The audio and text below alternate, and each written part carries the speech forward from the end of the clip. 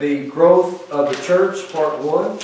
Now, just to back up, we are in the section 1. We're talking about the time frame of AD 30.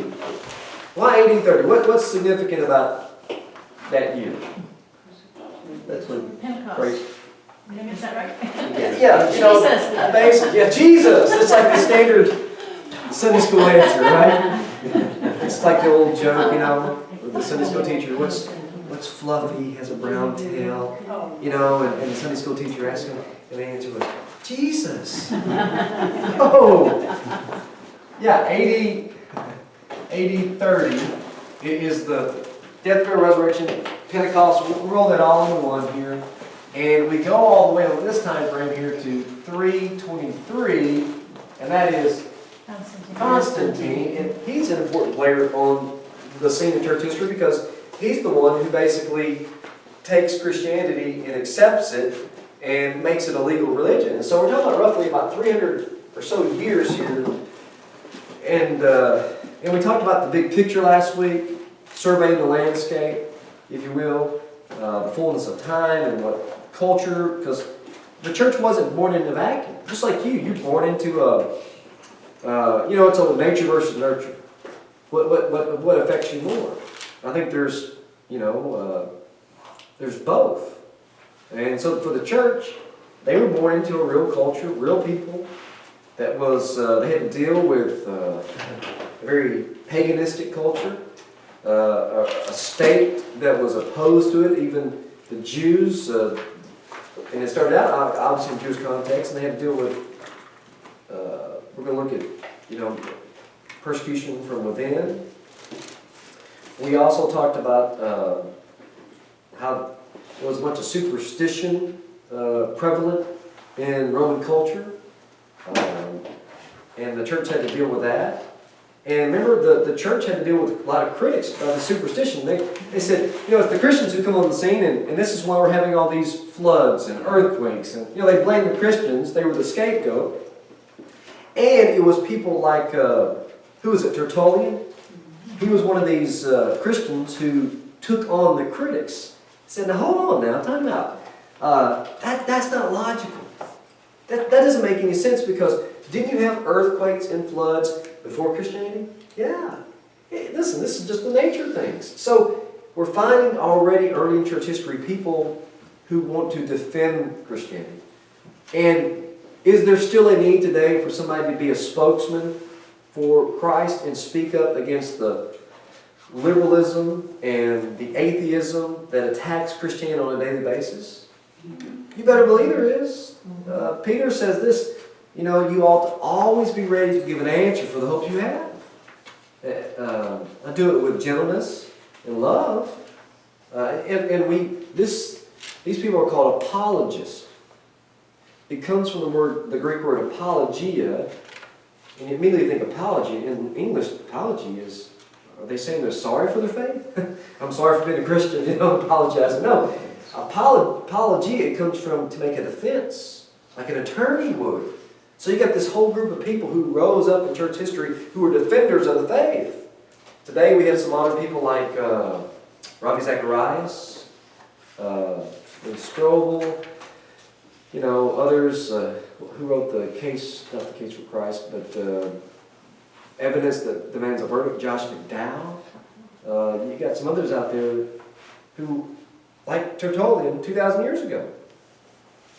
We also talked about the saint worship, the mystery religions, their comparisons and contrast to Christianity, the influence of Judaism,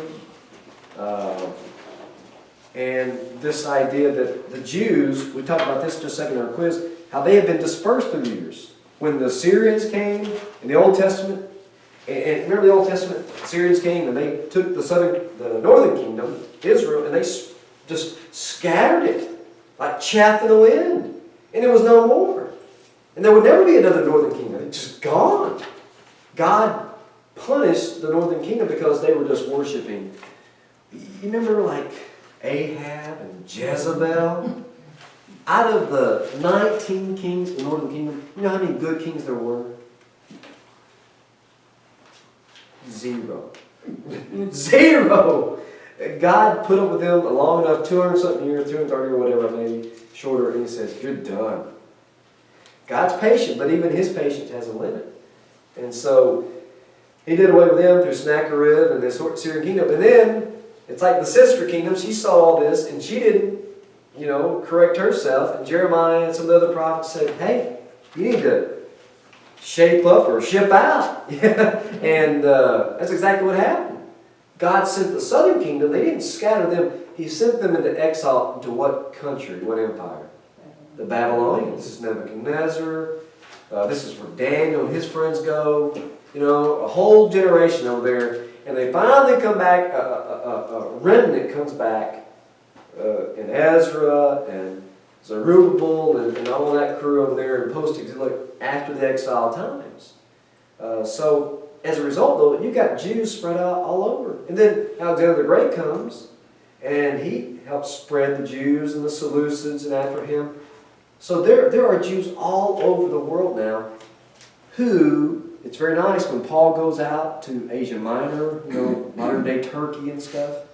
He's got Jews there who, yeah, I know what you're talking about, Paul. I know the God of the Old Testament. I know about this Messiah deal. You're saying he's come?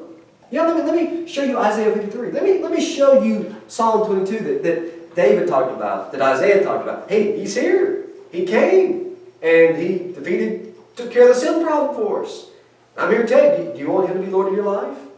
Do you want to, give your life to him? Great. And so it really helped out because then these other Gentiles, they worshiped the true God too. They were these God-fearers that the New Testament talked about. And so it made a ready field for evangelism out there. And it really helped to have somebody familiar. Because you imagine Paul going into a total pagan environment and you're trying to talk to him about the God of Israel. Who's Israel? Who's this God, this Elohim, this Yahweh you're talking about? I had no idea. But they were already embedded in culture. There were synagogues all over, and that really helped out. So Judaism obviously had a big impact and a help. Now we get to the growth here on page 6, the expansion and also the struggle with the state, the decline of the Jewish church. Obviously, when the church first started, the day of Pentecost, Acts chapter 2, how many people became Christians that day, just the very first day? Almost 3,000. It wasn't very long, then 5,000. And it just grew and grew. In fact, Acts 21:20, when Paul goes to deliver this offering, after he goes as one of these missionary journeys, he's going to come back and give an offering from the Gentile Christians to the Jewish Christians to kind of bridge the gap between these two groups.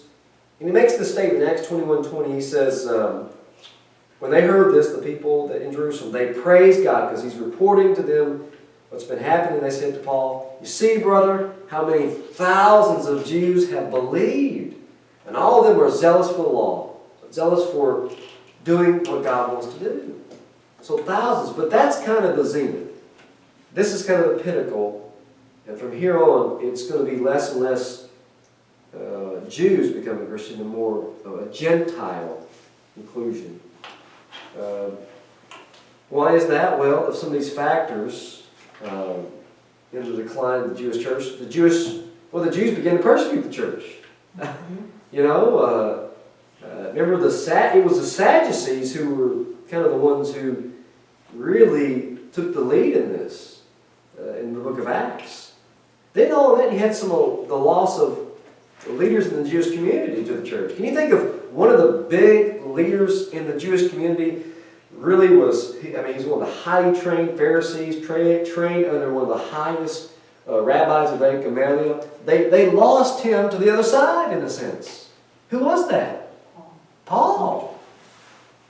Also known as Saul. Brother Saul has now become, Christian Saul. And so that had to hurt for those who were on the Jewish side. And none of that. One of the big factors was Jerusalem itself was destroyed in AD 70. Not too long, destruction of Jerusalem. And there was this before even the destruction of Jerusalem, there was a civil war going on within God's, within the people of God, the Jews themselves, not the Christians. Now, there are a lot of Christians living in Jerusalem, by the way. And you see this in Matthew 24, 25. Jesus predicted this onslaught that was going to happen, that Jerusalem was going to be destroyed. He said, here's some signs of the times, and here's some things you need to look for when the armies start to surround the city. And he talks about earthquakes and famines. I don't think he's referring to the end times there. He's referring to the end of Jerusalem. That's my opinion. And by the way, we'll have a class here on eschatology, end times, because I think we need to do that too. But he was saying, listen, to the church, I want you to pay attention. When you see all these signs of the end of Jerusalem, not the end of the world, because by the way, there are no signs of the end of the times. You say, what? But I hear all those preachers talking on TV. No, no one knows. There are no signs per se. There were some signs, though, that Jerusalem was going to fall. And in fact, they were so predictable that the Christians, when they saw all these things happen, they got out of Dodge. And Eusebius reports to us, this church historian says not one Christian died in the siege of Jerusalem. Simply remarkable. They went down to this little place called Perea. They escaped there. And but the Jews, though, they were slaughtered. Thousands, I'm talking about thousands of the Romans went in there, brutally crucified them, just left and right. Took a bunch of them off into Rome. You ever seen the arch there in Rome? Titus Arch. And what are they doing? They're carrying they go into the temple, they burn the temple down, they take all the articles of the temple, what's left, and they take it off, and they take them to Rome. And they decimate Rome, or decimate Jerusalem. Well, obviously that's going to have a huge impact, because this was kind of the mother church in the beginning. And it's gone, And now all the Christians are spread out because of persecution, because the city itself was destroyed. And a lot of Jewish Christians, they set out the Jewish war. This made the Jews mad. They didn't like that. Yeah. You mentioned something about a civil war. What Yes. are you referring to? Yeah, this is, there was some bickering back and forth about the high priest, because for a long time, the Romans were starting to appoint the high priest. It became a political office versus a religious office. There was several factors. A good source for this, if you want to do more research on this, is a guy named Josephus. You may have heard of him. He is a Jew who wrote from a Roman perspective. I believe that's right, Brian. I read my other historian here, and he wrote about a lot of things that happened in Jerusalem. And so he tells in detail what happened during those times. It was so bad. I mean, it was horrible. The Roman soldiers, when they were in there, they were abhorred. Moms were eating their own children. There was cannibalism. It was just, it got really bad. That's why Jesus talks about that. It just will be like no other time before. The intensity, not the quantity, but the quality of the persecution and intense suffering was really, really bad. And Josephus, I would get the essentials of Josephus. You can look this up online right now. You get quotes, but the essentials of Josephus, because it's much thinner. I got a big book of Josephus, and it's big. But you get the essentials, you need the Reader's Digest version. Cliff Notes. Cliff Notes, yeah, that's right. And then Christians began to be excluded from the synagogues. Hey, we don't want you Christians here. And synagogue was the social function of the church. It's like the one thing, it's like that was where everybody came. And everybody, where you didn't have television and Facebook and all that stuff. This is where everybody came together. And they actually met face to face, by the way. So here's the conclusion of this. All these and other factors led to the ever-widening gap between Christian and Jew. And the church, meanwhile, was still growing, while nationalistic Judaism, it was on the way out. I mean, pretty much. And so the Jewish Christian movement was almost going to drop from history Justin Martyr speaks of people who are accepted neither by Jews nor Christians, although they're Jewish believers in Jesus. It's kind of like there was a reverse prejudice that happened. We talked about a little bit this last week. Some of the Gentile Christians became prejudiced against the Jews because they persecuted them, the church, and now they were like, hey, we don't want you being a part of us. And that was the wrong approach, for Christians. But again, they got caught up. Just like the Jews in the beginning, Peter was allergic to Gentiles. He didn't want to go to Cornelius' house. Are you kidding me? I've never been in, I never got myself dirty like that. But now it was reversed. It was interesting. By the way, some of the top cities in the empire at this time, obviously was Rome. Alexandria, Egypt was a huge city. And then Antioch of Syria was another one. And this is, by the way, a lot of the Christians are up there. This was a huge city, thousands and thousands of people. And it was a mixture of Jews and Christians. This was the base of operations for the first several missionary journeys where Saul and Barnabas are sent out. And this becomes, after Jerusalem is gone, this becomes kind of the mother church in a sense for a while. Antioch of Syria. You got Jerusalem here on the map. Up north, northeast a little bit is Antioch of Syria up there. Just for clarification, when you were talking about the Jewish war, was it an actual war? Did they actually kill each other? They did. There was a civil never heard war. that. They were. See, here's the bad thing. The Romans were on the outside, surrounding the city, so they closed themselves up. They were fighting each other on the inside. Imagine trying to fight a war against Russia or China, and on the inside, we're having a civil war here. I mean, it was just total madness, craziness, total disaster. And the Christians saw all this that Jesus predicted, Matthew 24:25.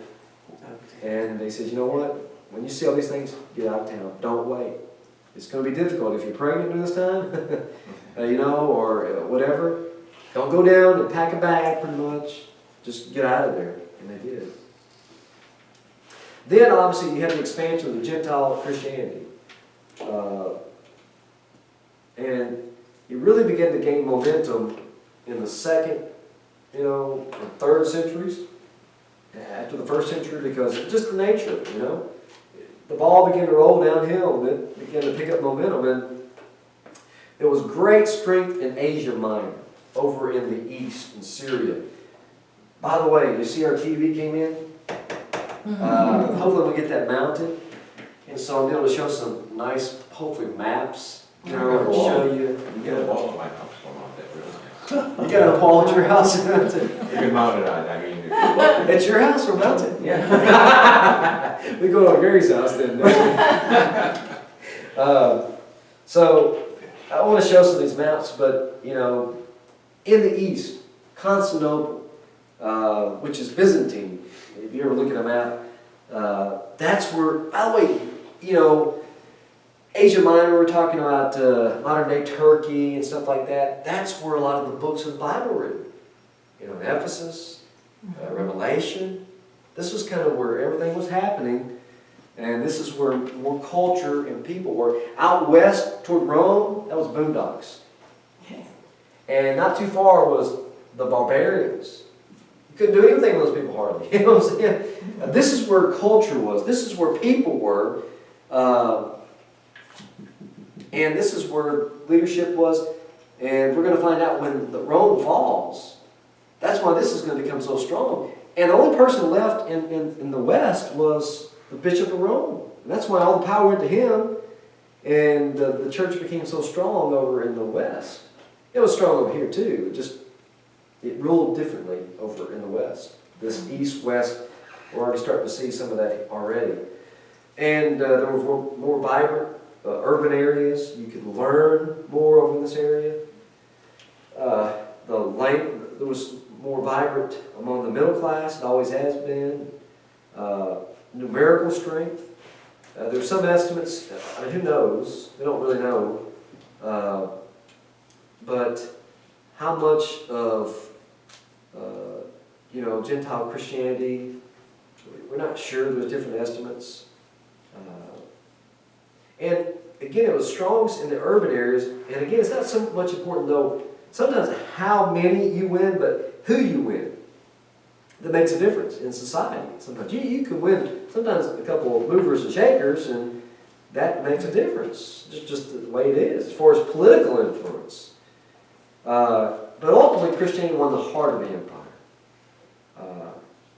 It's like, how do you change a country? How do you change an empire? Ultimately, through hearts and minds. And that's what was happening. We already talked about this last week, talked about a sermon too. Who was it that picked up the babies that nobody else wanted? It was the Christians.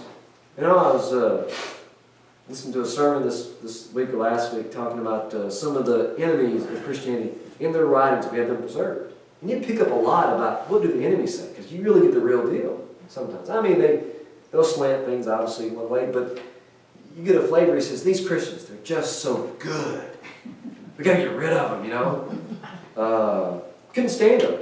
They're the people who take care of not just themselves, but everybody else. It's like, yeah, that's good. You know, that's what we want. If we're going to have anything said about our enemy say about us, I mean, you know what? They're just so good. That's the charge. Okay, guilty. You know, that's the one we want. So they begin to win. You know, it's like in America. You know, application. How are you going to win back America? You know, if that's what you think. Well, is it through really legislation? We'll just put laws on the books and make the people. Laws are good. But you know what? Your country is only as good as the people you have in your country. You know, our founding fathers, they knew that. You go back and read Adams and Washington and some of those men, they'll tell you that you know, a republic or whatever is only as good as the people. That's what Rome fell apart. Two things they wanted, circus and bread. Entertainment and fetus.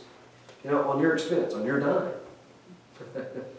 That sound familiar today? Mm-hmm. All we want, entertain us and give us a free handout.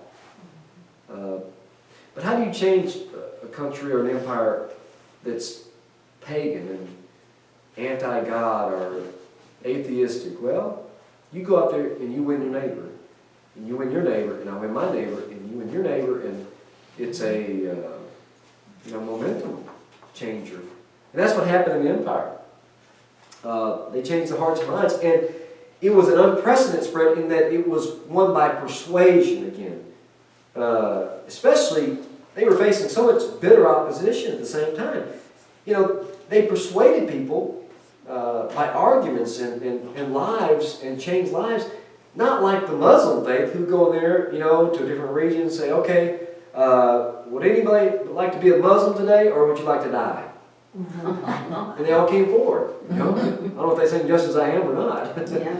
But the church took the world pretty rapidly, and by persuasion, in the face of, again, opposition. The state, organized sometimes, sometimes systematic, sometimes just sporadic. And again, you had critics out there criticizing it, these intellectual critics. You had rival religions we already talked about, mixed religions. The church, what I'm trying to say, they didn't have an easy time of it. And yet, it was incredible with the progress they made. Now look at the struggle with the state. Here, one of the things, if you were going to be religion, you had to be licensed by the state. Rome didn't care. You know, they were very pluralistic, obviously. But you had to be licensed by the state. And but this totalitarianistic, they had to control everything. That's just, this total political power that existed in the empire. They wanted to control even the religious thought, per se. But Christianity was unique, though, in that it never became a licensed religion. Because of the kind of total political power they had to control, even again, the private religious thoughts to a degree. By the way, that's why Russia and China over the years, they persecuted the church. Because you had this government having total charge of everything. The state must be absolute. And in that kind of system, what are you going to do with people who say, no, the state's not absolute. Even they are answerable to a higher power. Well, listen, that doesn't go well. That's like oil and water. And by the very nature of things, like in Russia when it was the Iron Curtain, and by the way, even today with Putin and all those guys, that's just leftover communism, those guys aren't our friends, By the way, I'm getting too political here. But China today and all that still leftover, Mao and all that, it just doesn't mesh well because they want to control you, everything. And Christianity says, you know what? You don't have absolute control of me. There is a God, and you're even yourself accountable. I don't care who you are. Hitler, Mao, Mussolini. What are you going to do with a group of Democrats? And I mean not Democrats as a party, but people who are democratic in their views, who say that the state is answerable to the people. What are you going to do with a Christian who says the state is answerable to God? Well, they didn't take it too lightly, and they didn't take it very nicely. And there was popular feelings against the church. 3 charges were laid against the church. By the way, this is a good test question. Yeah, hint. First off, they were practicing abominations. They misunderstood these love feasts. They love feasts. They were accused of, what's going on over there? Of having these wild sex parties, immorality, orgies going on. Of course it wasn't true, but it was kind of far enough away. They heard love feast and said, "Yeah, we know love feast. Hey, that's what they practice in the temple." And in other places where they're pagan religious, we know all about love feast, and so they accused them of these abominations of having wild sex parties, and then the Lord's Supper. For these people, they heard about it, but and so they saw it as, you guys drinking blood down there, and you're drinking that of children. So they accused them of cannibalism. And by the way, it's still got to be strange for somebody who never has been exposed to the church. You think about this. You come in on Sunday morning and say, "This is the blood of Jesus." I mean, we are so used to doing that ourselves. Somebody who is, and by the way, we got more people out there, your neighbors, who don't know anything about the church, don't know anything about the Bible. One of the greatest mission fields is right outside your door. We got people who don't know hardly any stories of the New Testament. As a preacher, I can't get up today and assume, "Hey, remember that story back there about Daniel and his 3 friends?" And they'll be like, no. So, again, these people, they heard the Lord's Supper about, drinking blood and flesh, and they didn't know the context, so they accused them of cannibalism. And then their meetings a lot of times took place at night, which made it sound even worse. And by the way, they met a lot of times not on Sunday morning, Sunday night. You know why? The majority of the Christians were slaves. The only time they could get off was the evening. And Sunday wasn't like, in our country, Sunday is off day, for most people. Well, that was just a normal work day for them, just as usual. And so they had to wait. That's why they come together and had this big meal. Some of them were abusing that. Some of them weren't waiting for the slaves to get on. They would bring their steaks, and meanwhile the slaves had to eat their bologna sandwiches. And so it was causing division in the Church of Corinth. But anyway, so there was they met late in the evenings. It was brought speculation of what was going on. So practice of abomination. One was hating the human race, because Christians, by the very nature of the gospel, sometimes could not participate in a lot of the aspects of Roman life.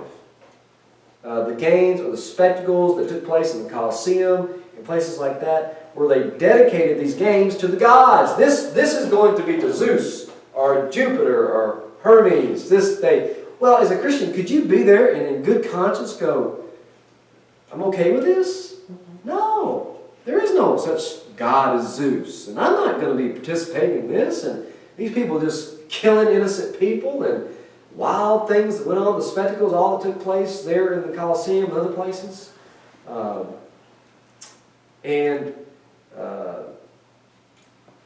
The military, A lot of the early church fathers were pacifists, and they had their reasonings there. The public feast, the public office, some of the public functions required oaths to state gods, to the emperor himself. If you're taking office, sometimes you have to swear allegiance to Caesar, one of the gods, and well, that creates some turmoil, obviously. And then they were accused of atheism, which is kind of odd, doesn't it seem? They were accused of being atheists. Could you go back and, Okay. when you said hating the human race, are you saying that the general public thought that the Christians Yes. hated them? Yes, because they were such. Let me use a modern day example. It's like, maybe growing up or in high school or college, you're a Christian. You know what? All your so-called friends or whatever, maybe they're not Christian, they go out and they party and they do this, but you say, you know what? I can't. I gotta stand in mine. And they may think, well, you just are party pooper. You don't like to have any fun. Antisocial. Yeah, you're antisocial. Thank you. It's like, what's wrong with you? You like people and life? Come on, get with the program. That's the kind of thing that's going on here. It's like these people are just antisocial. They don't like anybody. They don't like anything. As far as the Romans understood it, but the Christians understood a different worldview. It's like, well, yeah, but that world out there is so totally heathen that I, in good conscience, cannot participate the way it is. And so Christians took a stand and said, you know what, I'd rather. I remember myself. Listen, high school, it's always the struggle. I remember, what do you do? And many times I just sat home on a Friday night because all my other friends were going getting drunk. We've all probably been there. And not that I was perfect. I made my mistakes and did things I wish I didn't. We all did. But, you know what? There's a price to be paid for that. People look at you weird. And, you know what? We'll take that badge of honor, I guess, Same kind of thing there, though, Judy, I think. Does that make sense? Yes, thank you. Atheism. Because, again, by this, they were saying, well, you don't believe in the gods. So, therefore, you're an atheist. And, the other religions were a lot more liberal and permissive. They were a pluralistic, tolerant society. Rome was full of religions, but the idea was you worship your God and I worship mine. Does that kind of sound familiar today? And the pagans, they're used to having a little idol. Visual. Hey, that's my God. And where's your God at, by the way? And they concluded, well, you got no idol, that means you don't worship any God. It was very difficult for them to conceive of Christians having a God they couldn't see. By the way, I think that's one of the reasons the Christians adopted the cross as a symbol early on. Not that that's wrong, but it's like, well, we got to have something here, put that where we can associate. People can have some association with what we're about. The policy of the state toward the church. And this extends of why the state persecuted the church. Christianity was regarded as treason. Let me see, what are my notes here? Yeah, so Christianity was regarded as a treason.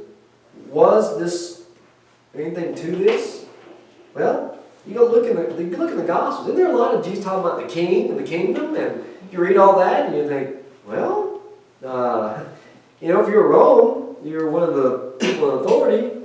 Remember that's one of the things they brought up to Pilate. Hey, this is the king, And he says, and remember Pilate asked him, "Are you a king?" And he said, "Well, as you say." And that's, by the way, that's one of the great confessions. The good confession is Jesus says, "That's who I am. I'm a king." So it was suspect for other people to hear this. It was misunderstood because this is a spiritual kingdom, but it is a kingdom.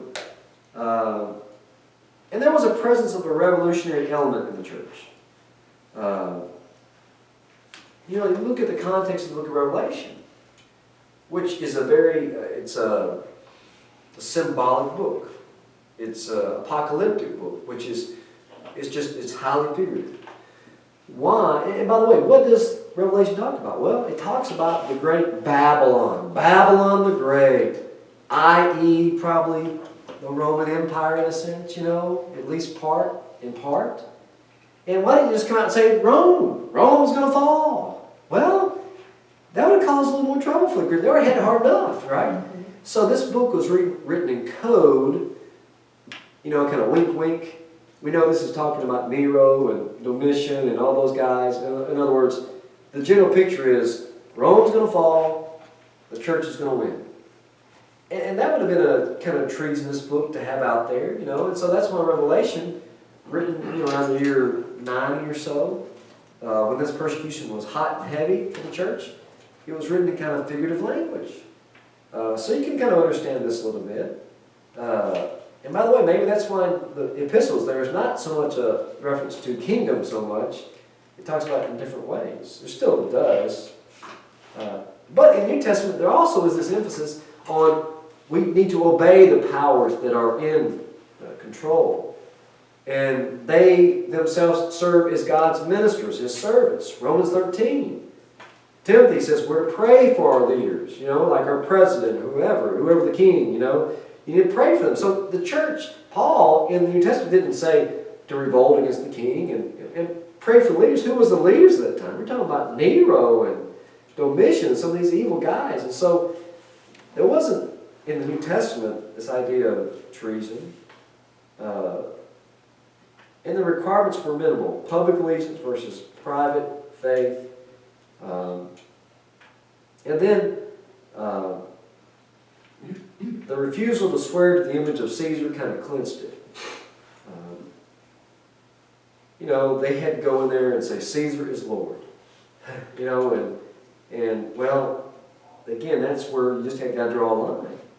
And it was kind of a political myth. Nobody really believed it, but you just had to say it. And as long as you say it, that's fine. Just go with the program, go about you can keep your religion. That's fine. We're not saying you cannot, but just get on with the program. Say Caesar's Lord, and then you can do whatever you want, They kind of compartmentalize their religion, In one pocket, the important stuff over here, and the religion over here. And, don't mix the two.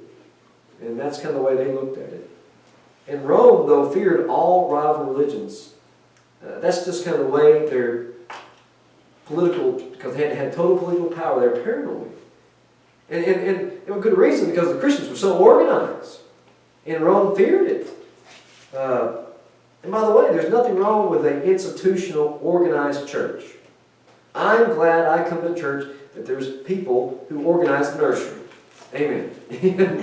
That there's people who organize things on Sunday morning, that it's clean, it's functional. We have a children's program, we have a youth program, we have adult programs, senior programs. There's nothing wrong with an institutional, organized church. That was one of the strengths of the church. It wasn't just haphazard and, we'll just get together and well, I don't know how we're going to do this. And, no. It reflected the character of God. God's highly organized. And I think one of the glorious things is today, a good sign of a church is it's highly organized. It reflects, it can be powerful, it can do things. This movement today is, well, they're against churches because they got buildings, and so we don't want to have a building. Let's just go back to the old days and not be as organized and stuff. Well, that's all phooey. You know what? Then you go do that, but the church is going to change people. Usually are the ones that are organized. And they can get people motivated and talk and things like that. I'm all for that. Now, it can become too professional in a sense sometimes, lose that sense of family. So I think there's got to be a balance there. But Rome feared the church because they were getting motivated and they were getting organized, and that's a dangerous thing for them. And Christianity refused to be just a department of the Roman government. And they were growing so fast, it was going to become a takeover. The writing was kind of on the wall. Now, let's look at the first period of persecution, the occasional persecution. Because it wasn't like sometimes we just have a broad understanding of church history. The church was persecuted these whole 300 years, every day, all the time, 24/7. It wasn't like that. There was occasional persecutions from AD 64 to 50. First, again, persecuted by the Jews. We talked about that. And the church was actually protected by the state. And then began the Roman persecution with Nero. Remember what happened with Nero? And this is, by the way, the time that Paul, this is outside the Bible. You don't find this in the Bible, but outside historical sources, tradition tells us, during the persecution of Nero, AD 64, before the fall of Jerusalem, Nero began to persecute the Christians. And by the way, do you remember what brought that on? We're given some insight with some early writings from Roman historians. Rome, a lot of the districts in Rome burnt down. And there was a great fire in Rome in AD 63, 64. And Rome was really just, parts of it were just a bunch of old wooden buildings put together and parts of it. And it burnt down, and it wouldn't take much to burn it down, you can imagine. And I think Nero, they said he was away, and he had always had these plans to redo some of these districts, and they accused him of setting the fire. Whether he did, I don't know. So Nero, he's got to have a scapegoat. And one of the districts that did not catch on fire was the Christian district in Rome. So they said, aha. Nero said, it was those Christians over there, like everything else, the Christians got the blame, right? It was the Christians who started that fire, it wasn't me. And so they really began to take it out on the Christians. And this started a persecution by Nero where he would take these Christians and throw them into the Colosseum, wrap them in wild animal skins, and then feed them to these wild dogs. He would just tear them apart. He would supposedly dip them in tar and then set them on a stake and then light them up so his garden could be lit up at night while he listened to the violin play. This is recorded for us. So just some of the hideous things. This is when Paul was beheaded. Peter was crucified upside down. Paul wasn't probably crucified because he was a Roman citizen. He was beheaded. So persecution, not always pursued, but it was still kind of always illegal. But there was a constant threat, at times. Because all you had to do is, if you didn't like, you didn't have a neighbor you didn't really like, you know what you had to do was, well, he's a Christian. Just accuse him of being Christian, and that'd be the end of him. They come get him, and they arrest him, and then they give him an oath, and maybe if he failed it, they put him to death. But you get your neighbor in a lot of trouble. All you got to do is just accuse him of Christian. So, it was like it was tolerable sometimes, but it was just on the surface where all you had to do is point out something, somebody was a Christian, things like that, and it was like, you get somebody in trouble. And at this point, again, they're not actively going from house to house. Let's just pull out the Christians here and let's arrest them. No, at this point, it was just, it would flare up here or there in the empire. And let's take a break. Let's take a break for, we'll come back after, we'll have about 10 after. You guys can use the restroom and get a drink of water, and then we'll pick the rest of it up here.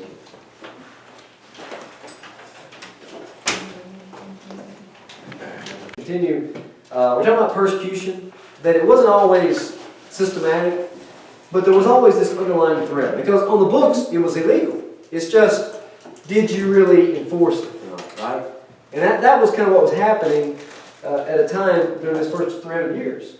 There were really kind of 10 major periods of persecution, off and on. Then persecution number 5 under Domitian, emperor, mostly because it was mostly against the Jews and over in Asia Minor. And then persecution under Trajan. These are some of the emperors of, by the way, under Domitian, 81 to 96. That's where the Apostle Paul is exiled to the island called Patmos, where he writes the book of Revelation. It's under the reign of Domitian. I believe the book of Revelation is written. That's the background of the book. You said Paul? Apostle John Yeah. wrote this Yeah, I thought I heard you say. Revelation. He said Paul. Yeah, I thought he said. I did. I am so sorry. I wrote that. Thank you. John? John? Yeah, John wrote that. Thank you. The book of Revelation, probably during that time period. Then you have persecution under Trajan, the emperor, and this was more sporadic. And here we have the famous letter to Pliny, to Trajan. This is very good information, a good source, early source, gives us some good insight into what was going on.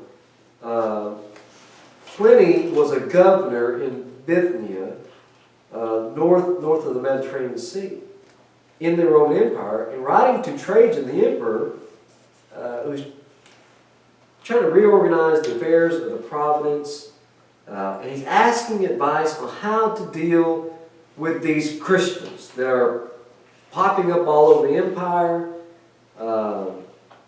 And so here was a letter we have preserved for us, 2,000 years old almost. And this is great, because it's getting a little insight. It says, okay, so he's asking, what do I do here? You know, and this is good. He's a good bureaucrat, you know. You take the responsibility, right? So he says, it's my practice, my lord, my sir, this is a term of endearment, to refer to you in all matters concerning which I am in doubt. He's just putting it on thick here. For who can better give guidance to my hesitation or inform my ignorance? You're so wise and I'm not. Because I've never participated in trials of Christians. This is all new to me, basically saying I therefore do not know what offenses it is the practice to punish or to investigate, or how far do you go here? It's like he seems to think that Christians are guilty of something, just not sure what it is. There got to be something's out there. So what do I do here? And I've been not a little hesitant as to whether there should be any distinction on account of age. What's the age frame here? Or no difference between the very young and the more mature. Whether, should I give them a pardon to be granted for repentance? If they turn, or if a man has once been a Christian, it does him no good to have ceased to be one, whether the name itself, even without offenses, or only the offense associated with the names are to be punished. So he's got a lot of questions in his mind. How do I handle this? The ages and the offenses. This is kind of new to him. So he's writing here, and he says, meanwhile, in the case of those who were denounced to me as Christians, they've been accused of Christians, I have observed the following procedure. I interrogated them as to whether they are Christians, okay? Or, are you Christians? Those who confessed, I interrogated a second time, just to make sure a third time, and then I threatened them with punishment. And those who, continued to say, yes, I am a Christian, I ordered executed. I got rid of them. Now see, he didn't go looking for these people. They were just charged, right? See the difference? But they weren't charged, so he's got to deal with it. And he gave them a chance. Just think this over. Let me ask you again. I don't know how long this went on for, maybe give you another day, put them in the cell, think about it again overnight. By the way, can you imagine that? You're waiting, next day you called up, are you a Christian? Are you sure? All you got to do is say no, and go on. And they didn't care, by the way, if you said no, and then just in your mind, you still believe you're a Christian. And had no problem. If, again, they'd done this in secret to themselves. Go be a Christian at your home, and don't anybody know, but, so I had no doubt that whatever the nature of their creed, their belief, stubbornness and inflexibility, obstinacy, surely deserve to be punished. Just because they're so stubborn. That's really one of the reasons they just didn't like these Christians. Just get on with the program. Just say Caesar's Lord. Curse Christ and get on with it, man. Everybody else is. And there were others possessed of the same folly. Foolishness, they thought it was. But because they were Roman citizens, I sign an order for them to be transferred to Rome. So again, you see this coming from Paul. Law, justice still is in place, but the law was against the Christians, though. Soon accusations spread. As usually happens because of the proceedings going on, and several incidents occurred. An anonymous document was published containing the names of many people. Well, that's kind of convenient. It's anonymous. Nobody signed this, right? Sometimes I'll get things turned into me with the prayer notes, and it'll be not something good, and it's like anonymous. Well, I remember sometimes on the phone, somebody will say something, and I'll say, okay, now can I take down your name, and you said this? Oh, no. Well, this is anonymous. All these names of certain people they probably accuse of Christians. Those who denied that they were, or have been, they invoked the name of the gods and words dictated by me. So in other words, you guys just repeat after me, Caesar is Lord, Christ is cursed. Just say it. Okay, good job. All right, you guys can go. Right? That's what he's talking there. They offer a prayer to the gods with incense and wine to your image, which I had ordered to be brought for this purpose, together with the statues of the gods, the whole pantheon. Let's bring them in here, bow down, and moreover, curse Christ. None of which, who are really Christians, it is said, can be forced to do. These I thought should be discharged. And just a very, I think, great, insightful, early document that's happening in the Roman Empire. Then you have persecution in Pius, AD 155. And this is where you have the famous martyrdom of Polycarp. You ever heard of Polycarp? Polycarp was at the church of Smyrna, which again is in Asia Minor. There he was an elder / bishop, and he wrote other churches, and he told them about what was happening, and it has survived. And so, see, if a local governor of a region was interested in taking on Christianity, the church, what they would do, they would choose a leader of the Christian. Makes sense, choose some highly intellectual leader who's leading the people, like Polycarp. They went after the educated ones, the leaders. And by the way, this is why persecution is not a good thing. Sometimes we glorify persecution. But persecution in the church was not a good thing per se. Because it took out a lot of good, godly leaders in the church, and they suffered as a result. A whole generation of leaders sometimes would be taken out as a result of the Romans going in there, like Polycarp and others, or Justin Martyr.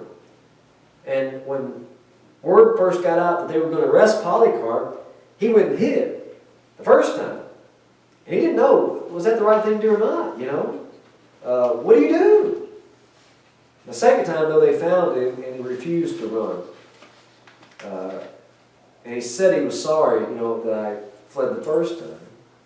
So he gave himself up in a sense, hey, you're looking for me. Listen, I'm Polycarp. I'm the leader here that you're looking for. But the other Christians, by the way, they were telling him, hey, you need to get out of here. But he didn't. So he's brought into the stadium, and there was a great public trial, an open hearing in a sense. Here you have Polycarp. And again, they tried to talk him out of it, tried to get Polycarp to make some kind of public declaration on behalf of Caesar. Just curse Christ. But trying not to get Polycarp to change his faith. They didn't care about him changing his faith. Just say Caesar is Lord. Curse Christ. And keep in mind, the Romans had a lot of religion of the old gods at the turn of the century when Jesus was born. And it was trying to be revived under Augustus. But they were now only kind of external. And even within the populace, there was a great deal of atheism. Even the Romans didn't believe in these gods. That kind of lost its luster a long time ago. But there was still a kind of a political myth. You know what? If you're going to be a Roman citizen, you just make allegiance to these. You just profess these. And a lot of these Greek gods were immoral. We talked about this. unpredictable, not worthy of awe and respect and reverence that we give to our God and Jesus. And so they developed this mentality that, no one really expected somebody to be a religion that was, deserved to die for, in a sense.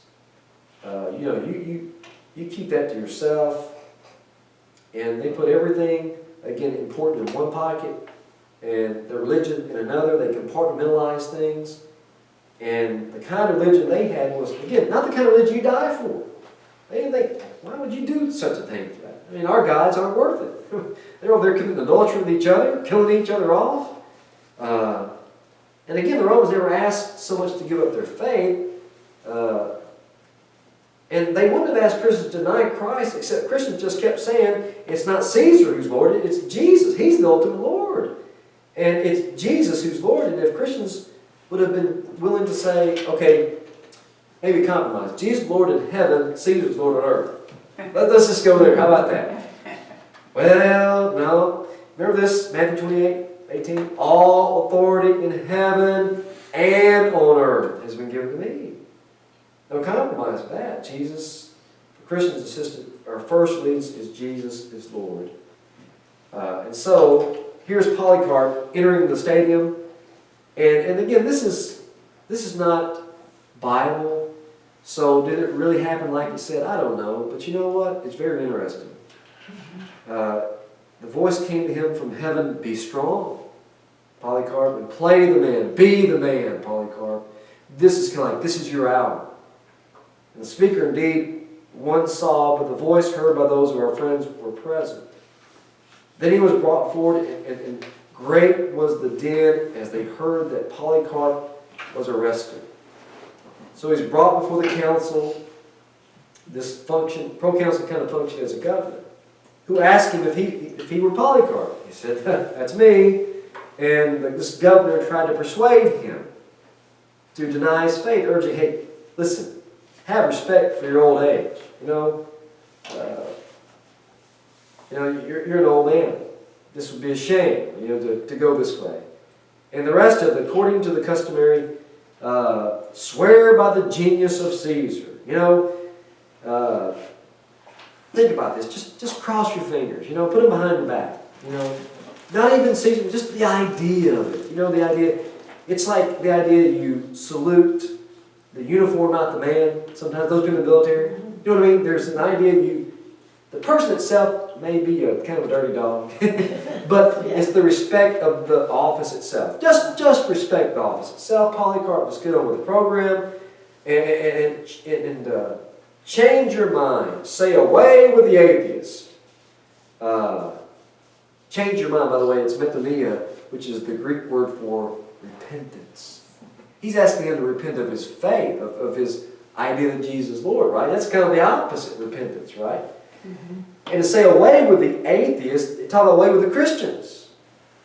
Right? And I love this, what he does. So Polycarp looked with a stern countenance on this multitude of lawless heathen pagans gathered in the stadium, and waved his hand at them and said, away with the atheist. You get that? Mm-hmm. Not the Christians. What are these folks here? And the proconsul continued insisting, saying, swear and I'll release you. And the proconsul said, you know what, you say this, and Polycarp said, listen, I love this. He's still trying to get him off the hook, but Polycarp said this famous statement, 86 years I have served him, and he has done me no wrong. How then can I blaspheme my king who saved me? This is good devotional material right here. This is what I want to tell my children.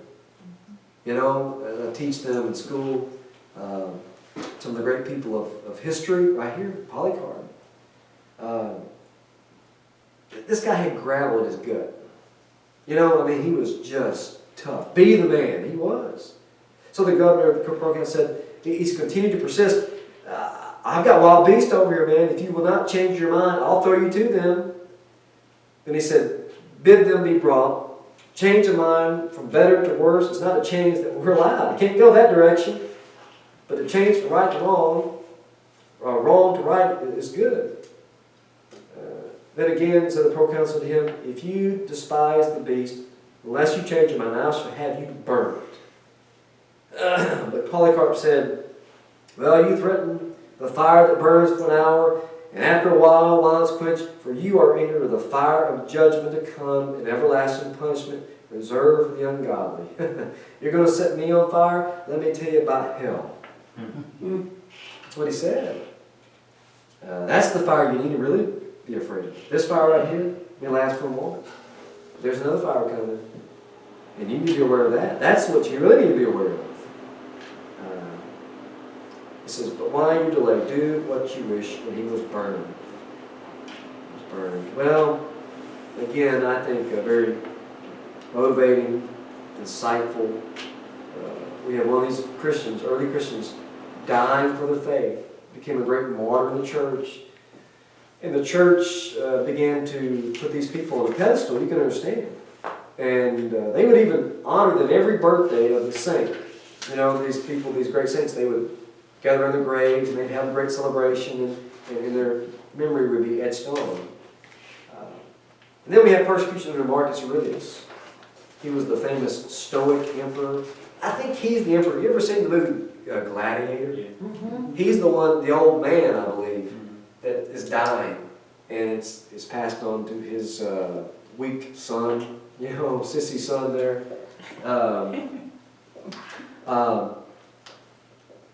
And so now the second period of persecution begins. And this is the first systematic persecution, 250 to 259. First time the government sponsored empire-wide systematic persecution of the church. And by the way, this idea of confessing Christ, I think it's need to understand, put this in proper context. When, you know, sometimes we think of the good confession. I go up before the preacher and I just say, hey, I believe Jesus the Christ, or Jesus Lord, and I'm done with it. You know, well, finish that, but the idea of confession in the Bible is Jesus is Lord. That's the number one confession. And in Romans 10 talks about this, it's with your mouth. You know, it's, you state this, but it's in the heart you believe these things, but it's with your mouth you confess, right, and are saved, but it's an ongoing thing. And you understand this in the early church. To confess Christ was something that had to be ongoing. It's not just, well, I did that, I confessed Jesus. That is, I continue. It's an ongoing, that continues to the day I die. And I think that's the idea of Christianity. Is I keep on confessing what I believe and hear to make it outward. Jesus said this, you know, you've got to do the same thing. If you are willing to admit a relationship with me to other people on earth, then I'll be willing to admit a relationship with you in heaven to my Father. Because you weren't ashamed of me. Matthew 10, he said that, and Romans 10, I think, is the same kind of thing. And then there was a generation of peace for the church. They got some time off. And then the third period of persecution, the systematic persecution, lasted for about 20 years, and that ended with Constantine. Under Diocletian, the church probably suffered its most terrible persecution. Very, very bad. What are conclusions? Well, again, persecution not necessarily good for the church. Later on, it would divide. It doctrinally took away the key leaders sometimes. So it's during the hard times, a lot of times, churches grow sometimes, sincerely. But it's very difficult for the church to go through that. That's why Paul told Timothy, hey, pray for peace, so that you can not have to worry about somebody coming in on Tuesday night and taking us over. Can you imagine? What are you guys doing in here? You studying the Bible and God? Can't do that. Well, it's nice not to worry about that. You know, just freely get the word out. And our leaders, we don't have to worry about our elders being rounded up and losing. Imagine losing an elder or two every year. It's just like, by the time we get somebody trained, boom, they're executed. That would decimate the church, you know. And many Christians did recant under pressure, under torture. Not all of them were strong. I mean, and by the way, I got to be very hesitant to say, well, I would have been like Polycarp. Huh? I don't know. I can say, I hope I would. But when push comes to shove, you know, I think we all got to be very careful because this is real life. This is tough stuff. You got your family there, your kids there, you know, with the threat of being burned alive. I hope I would be faithful to the point of death. Or worse. Yeah. You see it on television, you know, with the ISIS. Yes. You know, 20, 30 people being made to kneel in the knife to their throat. Yeah, it still goes on Yeah. in very similar fashion. The brutal, barbaric ways with ISIS. Evil, evil group there. You know, we haven't seen anything like that since a long time. But it does remind you of similar kinds of things. And so not all of them stayed strong. A lot of them did, though, it seems. And by the way, this is going to cause a problem. We're going to see a rift. Take note of this, because what do you do with these Christians who recanted? And then they say, I repent, I was wrong. Do you take them back in? Do you make them go through some special class? This caused division, right? When there was time of peace after Constantine, but you had all these people come out of the woodworks. Hey, all right, it's time to go to church. Now listen, you know what? I lost my house. You know what? I lost my dad.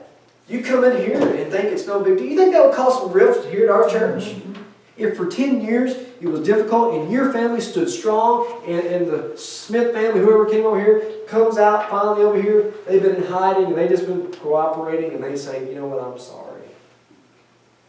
You see, this is real life stuff. The church having to deal with this because it's real people, real situations. Some sent pagan friends to sacrifice for them. You know, you have to get a certificate, right, for another year. It's like getting your car decal. You know, you go down and get your car decal. You know, the little thing that costs so much money, that little sticker. This really cost me $80. You know, but you know, to get another one, you had to go down and say to the DMV or the tax person, Caesar's Lord. Brian, just go get mine. You know, you're a pagan. You don't care. Just go down there and get mine for me. You know. Well, what do you do with that? Is that cheating? Well, that's what they had to deal with. Some wavered and then again surrendered to authorities, and then they took whatever punishment, you know, were for. Again, this is very human. Some Christians gave in and saying, curse Christ. But then they came back to authorities and turned themselves in and said, you know what? Change their mind. I recant my denial. And then they would be killed. You know, they had time to think it over. Haven't you ever done something like that? Where you, like, man, I can't believe I did that, and I want to make this up, and I'm sorry. And they go back and they turn themselves in, and they're killed. Some, top page 10, thought martyrdom a practice. A lot of leaders, we're not saying, hey, you go out there and do this to get yourself in the line of fire. You know, don't jump in front of the car. don't go out there and on purpose try to be a martyr. And that was dismissed on both sides. You know, the church has always has had its lunatics. You know, still does. So don't be a fanatic going out there, you know, be a martyr just because you want to be. Don't go looking for trouble. And the church discouraged that. And then, number 6, the courage of a number of Christians had this long-lasting effect on sensitive, honored people. Listen, what I'm saying is, the Romans who out there were pagans, they saw this happen. They saw the neighbors who were Christians die for this Christ, and sincere about it, and courageous in the face of difficult times. And you know what? It made an impression on them. They were in the arena. They saw Polycarp die with dignity and grace, and that had to have an effect. And it did, obviously, because a lot of Romans became Christians. These pagans who sat there and saw this, you know, and a lot of them felt sorry for them, and it just had a great testimony, the martyrdom. Again, the church grew by persuasion, and it grew like wildfire. Again, it wasn't easy going because it was illegal for the most part, but they did. Let's look at a little bit before we're dismissed. Discussion number 5. Any more questions on that discussion? Question number 4. the growth of the church, part 2, the struggle now with these rival religions. The organization of the church. There were these other, I don't know if we discussed this already, if that was my Mithraism, but that's okay. These other mystery religions. There's also one called Manichaeism. This is we talked about this earlier. Some of you guys, you get in the book and you're talking some of these difficult subjects. Manichaeism. This guy was the founder was Mani in Persia, and it became one of the chief rivals of Christianity there in the 4th century, the 300s. It was a religion over in Persia that taught dualistic understanding of life. The problem of evil, by holding these two eternal principles. You've heard of dualism, you know. The world is a result of two principles or two gods. A good God, an evil God. And the good God made the non-material world. The evil God made the physical world. And by the way, you see this in modern day cults. Christian Day Science and others. Through the years, they taught this dualistic thing. And anything associated with the physical, that's evil because the bad God made that. And but Mani claimed to be the fulfillment of Jesus' ministry. Kind of after like Mary Baker Eddy, and Sun Moon, Joseph Smith. These cult leaders that have risen over the years. You know, what they do is say, well, Christianity is okay, it's good, but it's incomplete. And good thing that God's gave me the complete revelation. Because I have another testament of Jesus Christ. Does that sound familiar? Mm-hmm. There's a whole book called that. It's called the Book of Mormon. Another testament. Same thing. That's why Solomon said in Ecclesiastes, there's nothing new under the sun. This is why it's important you study this right now. So when some guy like Joe Smith comes from New York saying, I've got these plates from an angel, you know, and he's giving me some insight that we didn't have the revelation complete, but I've got it. Same thing with Manny. I've got some more information that God's given me. Just like Mary Baker Eddy and Joseph Smith. And salvation, he said, was more through asceticism, which is punishing the body, isolating the body from the world. John the Baptist had to deal with this. You know, that's true salvation. You punish the body, you isolate the body. This is going to pick up momentum, asceticism in the church. Some of these people are going to think this is the true path to spirituality. These people who go out there and they live on a stake, you know, and they don't bathe for years. They don't, you know, it's like, yes, I'm truly spiritual because I'm doing this. And that's what he was teaching.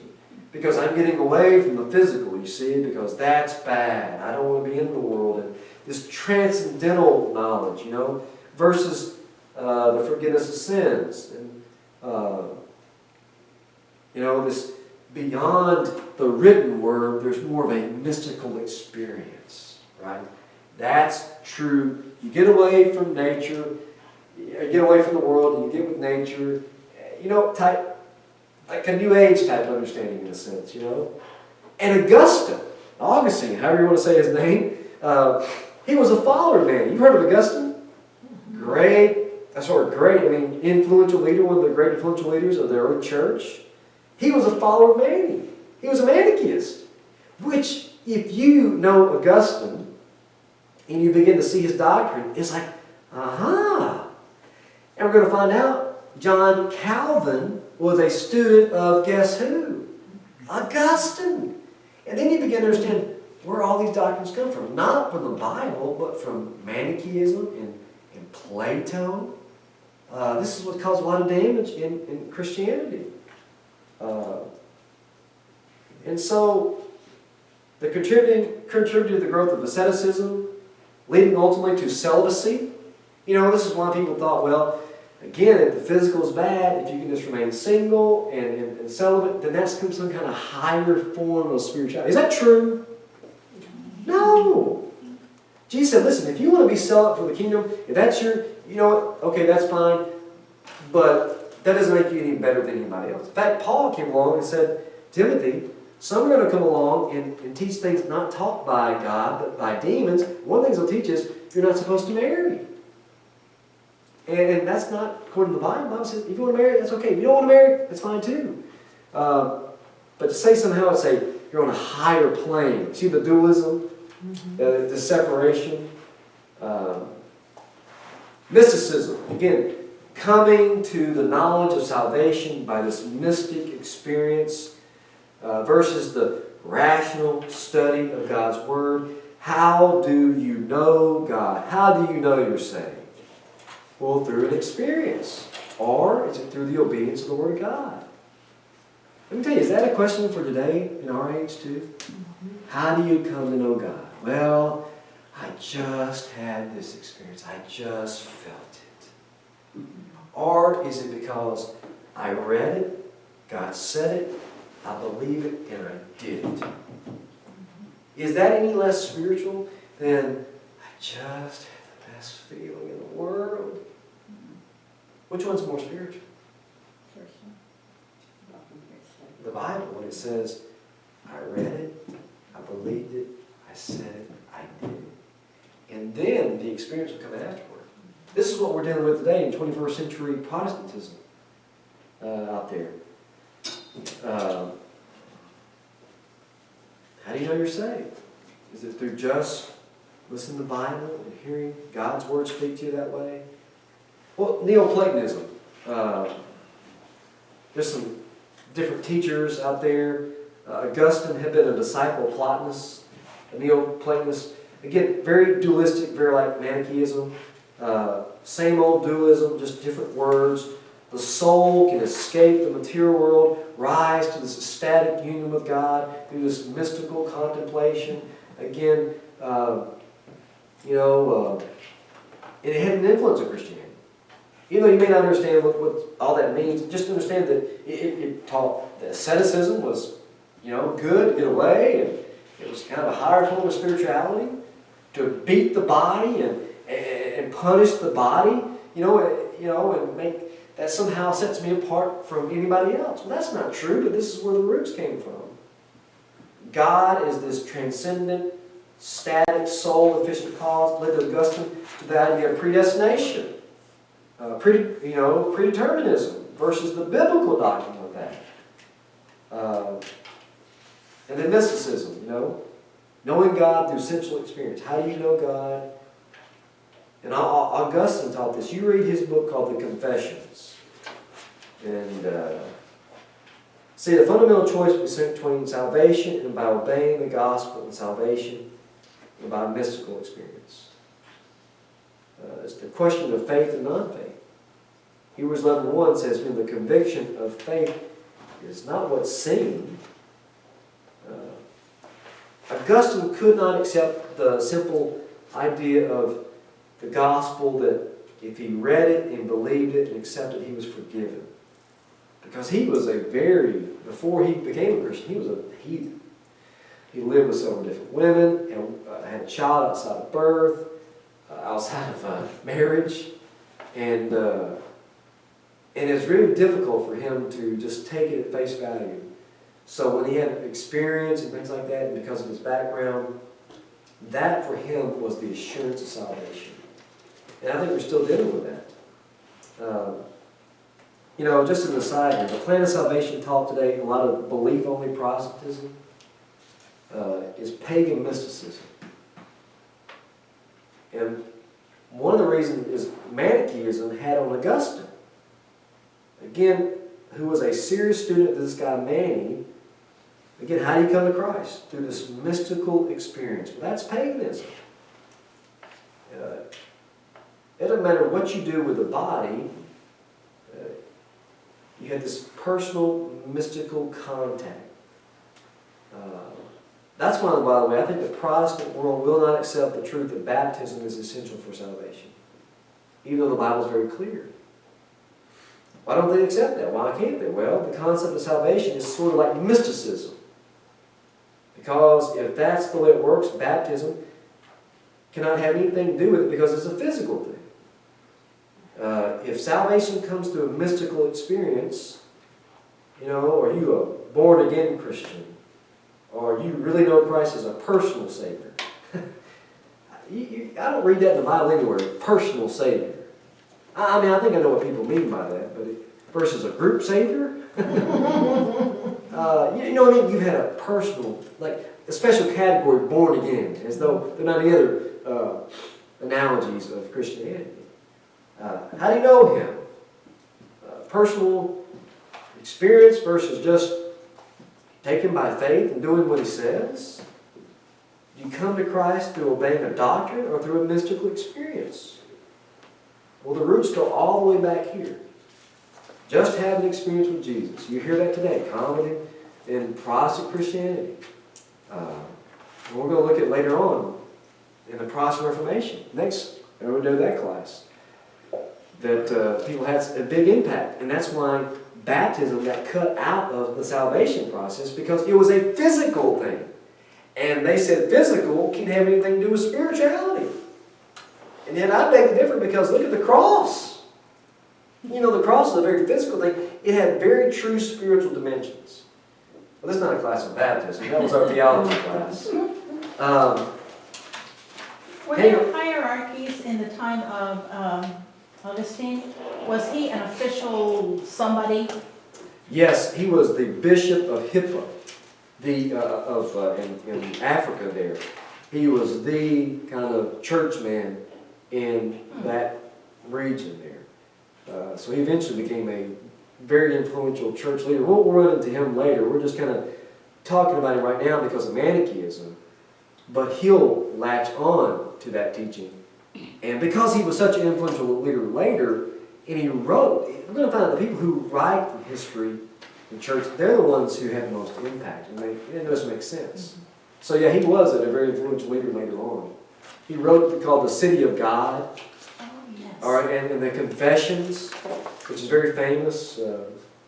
City of God talks about the comparison of the fall of Rome versus Christianity. It's still here versus Rome, it's gone. Yeah, Gary. Am I wrong in seeing about, like, parallel between this Manichaeism and Roman Catholic? Yeah, there's some. Absolutely, because Augustine was a precursor to some of the Roman. This, by the way, why I'm not Roman Catholic nor Protestant. I'm just Christian. Yeah, I feel that same way. I mean, Yes. all my life, I grew up a Methodist, but Right. a lot of my friends went to Holy Ghost Catholic Church. Right. Some of them went to school there. And when they started talking about things they did, it didn't, even at 11, 12 years old, I couldn't see how that was part of a worship. Not of a God, my God anyway. But I'm looking at some of the stuff that is described here under the Manny and everything. It's like, a lot of that is like, I mean, the celibacy for the priests, Right. the doing without, I just kind That of. is exactly right, Gary. You're picking up, this is where these seeds are planted, and the church is going to pick up on some of these. And when the Roman Catholic Church evolves and comes into existence around the 6th century, they will take these things as orthodox, as kind of, this is some of the requirements that the leaders will put on the people. And then it's gonna start again with the persecution. The persecution will, it comes and goes. Yeah, because doesn't it, The official the Inquisition and stuff come later around 7? Yeah, that's, the Middle Ages, a little bit later on. The organization of the church, let's quickly go. Today there are 4 basic types of church organization. There's the papal, which obviously reminds us of the Roman Catholic, how they organize theirs. There's the episcopal, which is controlled by bishops. There's a church hierarchy. Episcopal is very similar, though, to Roman Catholic in the way they do things, but a little bit different. There's not a pope. And even in the Episcopal, there's a couple different ways.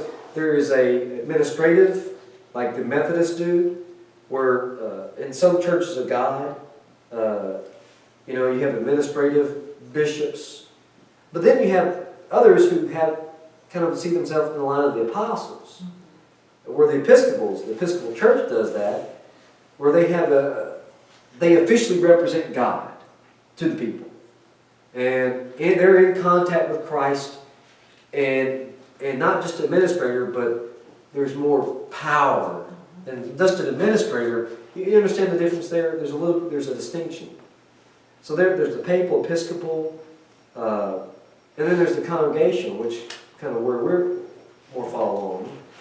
And then there's Presbyterian, ruled by elders and a series of ascending courts and synods. And Presbyterian Church is not the only one ruled by Presbyterian form of government. I think there's others, but mainly you think Presbyterian, you're thinking Presbyterian Church. But again, that just kind of gives a big picture before we dive into this. Because those who use these different forms of church government often claim, okay, this is the one described in the Bible. And so I think it's important, okay, let's look at this, examine the evidence, both New Testament and early Christian literature, and see, okay, well, where did this derive from?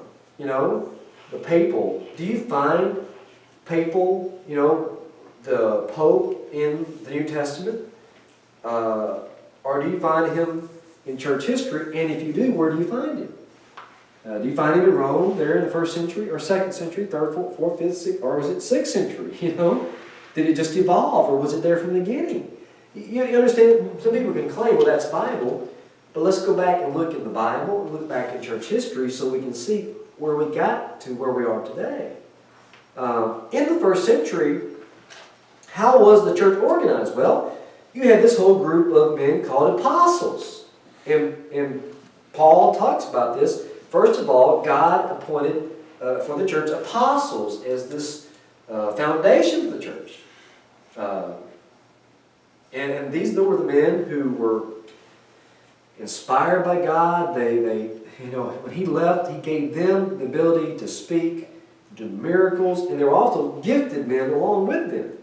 They were elected, like prophets, teachers. They revealed the truth of God in a temporary office until the Bible was completed. And so you had the apostles, whom they could go lay their hands upon somebody, and they could in turn do some supernatural things like the apostles could. But again, remember, these people couldn't go and pass their gifts on. If your hands had been laid on and you could do something supernatural that credentialized the Bible, and do these speak in tongues or whatever, you couldn't pass that on unless it was an apostle there. And you needed that for the 1st century because you didn't have the complete Bible. That was a temporary office. And then you had officers, sometimes who were supernaturally gifted, sometimes not in the 1st century. And then you had this collegiate elders or bishops. And you know what I mean by collegiate? That didn't mean they went to college. Just a group of men who were seen as equals. And obviously it was pluralistic. There wasn't just one person as overriding a church, overseeing a church. You had a group of men, but they were all on equal terms, equal ground. You know what I mean? I mean, you might have a chairman of an elder, but that doesn't mean he's the authority of the elders. You know what I mean? Mm-hmm. They're all... one man doesn't have more authority than another. That's what we're talking about. You had a collegiate elders / bishops. Titus 1:5, Paul told Titus, appoint elders. We're going to come to find out elders and bishop in the 1st century were synonymous. In the 2nd century, we're going to find an evolution of that. Bishop is going to become separate from an elder. But in the 1st century, bishop and elder were the same thing, right? And so you also had deacons. And by the way, the Roman Catholic Church denies there was anything like a collegiate elders because they would say there was a pope from the beginning. Because if you got a group of men, this would be in contrast. So in the late 1st century, what you have happen is now you've got a transition from gifted leadership who were appointed to non-gifted leaders who were elected. You notice that there's a transition as the Bible's completed, the apostles die out, the ones they laid their hands upon died out. You got the Bible, and now the churches are starting to elect their leaders versus, selected by the Pope, things like that. You got transition going on. And that transition, like any transition in church, it's difficult. How do you handle that? Well, it was handled okay some places not. And that's where we're going to have to stop. And we'll pick it up next week. This is an important discussion, by the way, because, what kind of system, what kind of government are we supposed to follow? Where did the pastor system come in? That we find today in a lot of our churches. Is that really the one that we should follow? Is it the first century we should look to? Or maybe the second century? Why not look to the second century? Maybe they did it better. We'll try to answer those questions. Let's close in prayer. Father, we go